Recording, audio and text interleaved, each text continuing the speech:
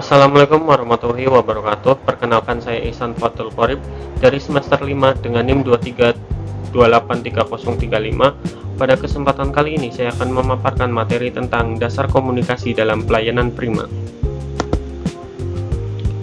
Yang pertama ada definisi komunikasi. Komunikasi adalah proses penyampaian pesan atau informasi dari satu pihak ke pihak lain dengan tujuan untuk saling memahami, pertukaran informasi, dan interaksi yang bertujuan memenuhi kebutuhan dan harapan pelanggan, serta membangun hubungan yang positif.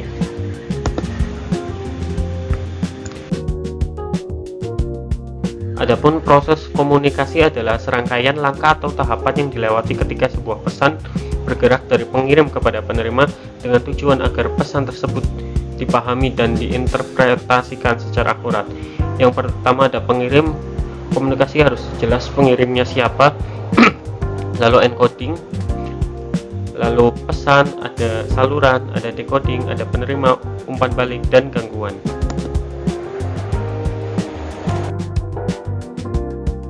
Lalu konseptual komunikasi. Di sini konseptual komunikasi ada 4, yaitu yang pertama komunikasi verbal, yaitu komunikasi yang menggunakan kata-kata lisan atau tulisan. Yang kedua ada komunikasi nonverbal, yaitu tanpa kata-kata dan memiliki dampak besar. Contohnya seperti bahasa isyarat, ini termasuk komunikasi nonverbal. Yang ketiga komunikasi intrapersonal, yaitu berbicara dengan diri sendiri atau refleksi berpikir, yaitu seperti kita berbicara dengan diri sendiri, ngomong dalam hati. Yang keempat ada komunikasi interpersonal, yaitu komunikasi dua arah antar individu. Paling relevan dalam komunikasi, yaitu ini adalah komunikasi dengan dua orang, yaitu ada orang yang diajak berbicara.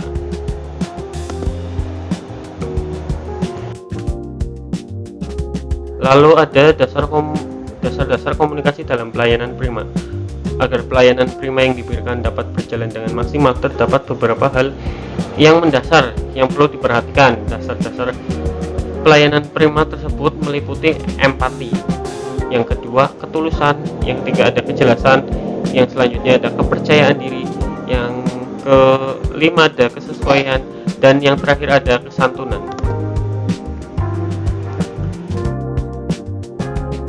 Lalu strategi dasar komunikasi dalam pelayanan prima. Yang pertama ada mendengar aktif, yaitu selalu fokus dan tunjukkan perhatian penuh melalui mendengar aktif, lalu menggunakan bahasa positif yang menenangkan serta berorientasi pada solusi. Yang ketiga ada kesesuaian pesan, yaitu kita harus menyesuaikan apa yang akan kita bicarakan, harus sesuai. Lalu yang keempat ada tangani keluhan dengan empati. Yang kelima ada konsistensi komunikasi.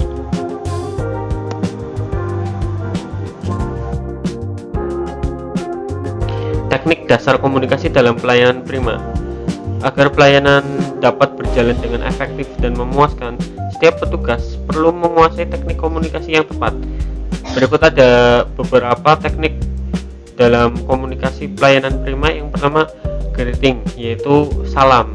Ketika memulai komunikasi kita harus ada salam atau basa-basinya. Yang kedua ada body language, adalah bahasa tubuh. Ketika kita berbicara dengan menggunakan bahasa tubuh, pastinya itu akan lebih mudah dipahami. Yang ketiga voice modulation, adalah intonasi berbicara. Ketika kita berbicara serius, maka nada yang kita berikan harus juga serius. Yang keempat ada teknik bertanya. Dalam komunikasi yang baik itu ada teknik bertanya, nggak melulu soal kita yang berbicara terus menerus, tapi ada baiknya kita juga bertanya supaya si pendengar juga dapat mengerti. Yang terakhir ada paraphrasing dan summarizing, adalah teknik menyederhanakan kalimat. Semisalkan ada ada kalimat tentang obat-obatan di rumah sakit, tidak mungkin seorang dokter menjelaskan kepada pasiennya menggunakan bahasa medis, tetapi pasti dokter tersebut menggunakan bahasa yang umum supaya si pasiennya akan mudah mengerti.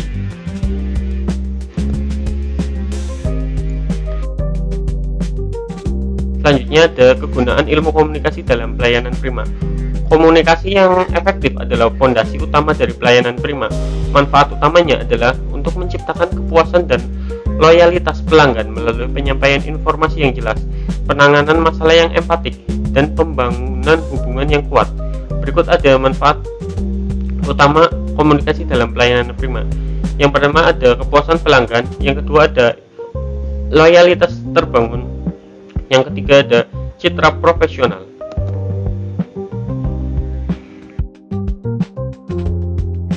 Contoh kasus pelayanan prima yaitu ketika seorang pelanggan mengeluh karena layanan yang diterima terlambat, maka respon yang tidak dianjurkan yaitu jawaban yang seperti ini, "Itu bukan bagian dari saya."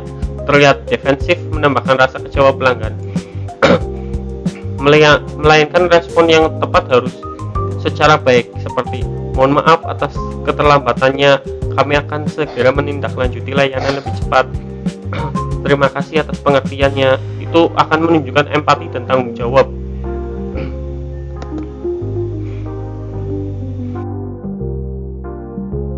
Kesimpulannya, komunikasi merupakan jantung dari pelayanan prima. Melalui empati, kesantunan, dan bahasa positif, setiap interaksi dapat membangun kepercayaan, menciptakan kepuasan pelanggan, serta mencerminkan profesionalisme dalam pelayanan. Mungkin cukup sekian penjelasan dari saya. Kurang lebihnya mohon maaf, semoga bermanfaat. Wassalamualaikum warahmatullahi wabarakatuh.